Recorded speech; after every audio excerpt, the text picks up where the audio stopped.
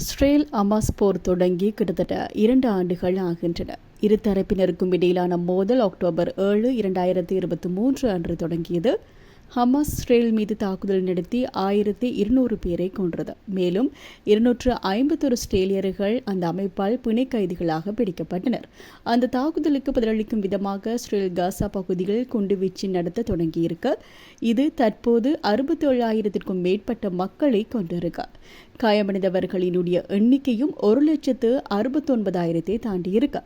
குறிப்பா அமெரிக்க அதிபர் டொனால்ட் ட்ரம்பும் சமீபத்தில் 20 அம்ச அமைதி திட்டத்தை முன்வைத்துள்ளார் அப்படிங்கிறது முக்கியமான விஷயமாக அமைந்திருக்கிறது. இஸ்ரேல் அதற்கு ஒப்புக்கொண்டுள்ளதோடு ஹமாஸ் இன்னும் பேச்சுவார்த்தை நிலையிலேயே காணப்படுகிறது. இந்த விவகாரம் தொடர்பான ஒரு சுற்று பேச்சுவார்த்தை எகிப்தினுடைய கெய்ரோவில் அண்மையில் நடைபெற்றிருக்கு.